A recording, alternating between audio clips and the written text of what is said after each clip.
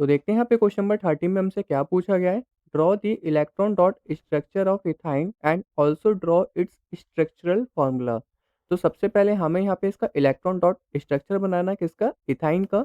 और उसके बाद हमें यहाँ पे इसका स्ट्रक्चरल फॉर्मूला बताना है। तो सबसे पहले हम यहाँ पे इथाइन का मॉलिक्यूलर फॉर्मूला लिख लेते हैं।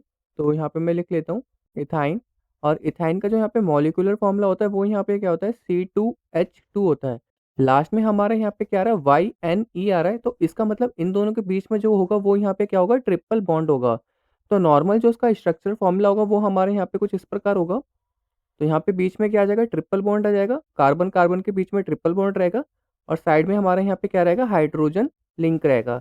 तो हमें यहाँ पे इसका इलेक्ट्रॉन डॉट स्ट्रक्चर बनाना है। तो हमें यहाँ पे पता होना चाहिए कि जो कार्बन और हाइड्रोजन है इनके आउटर मोस्ट ऑर्बिट में कितने इलेक्ट्रॉन्स रहते हैं।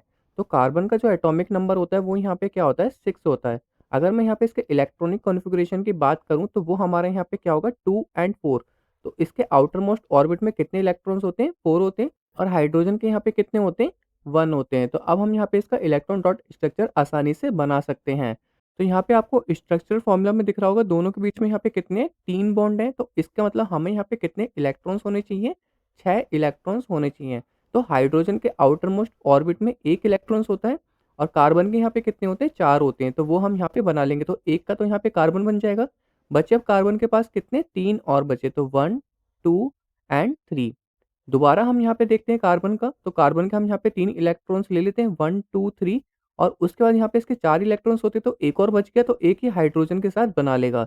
तो आपको यहाँ पे कितने इलेक्ट्रॉन्स दिख रहे हैं, 6 इलेक्ट्रॉन्स दिख रहे हैं। जिसकी वजह से यहाँ पे क्या होगा, 3 बॉन्ड बनेंगे।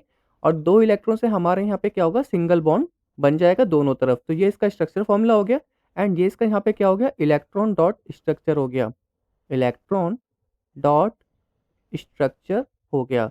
आप चाहे तो यहाँ पे इसको सर्कल से शो कर सकते हैं। तो हाइड्रोजन को यहाँ पे कितने इलेक्ट्रॉन चाहिए होते हैं, 2 इलेक्ट्रॉन चाहिए होते हैं। और जो कार्बन होता है उसको कितने इलेक्ट्रॉन चाहिए होते हैं, 8 इलेक्ट्रॉन चाहिए। तो यहाँ पे 8 इलेक्ट्रॉन्स इसके पास आ जाएंगे, 6 एंड यहाँ पे आ जाएंगे 2 8। दोबारा यहाँ पे कार्बन को 8 इलेक्ट्रॉन चाहिए होंगे। एंड हाइड्रोजन को यहाँ पे कितने चाहिए, 2 इलेक्ट्रॉन्स। तो इस प्रकार से यहाँ पे शेयरिंग करके ये बॉन्ड बना लेगा। और ये यहाँ पे इसका इलेक्ट्रॉन डॉट स्ट्रक्चर बन चुका है। होप आपको समझ में आ गया होगा। अब हम चलते हैं अपने नेक्स्ट क्वेश्चन की तरफ।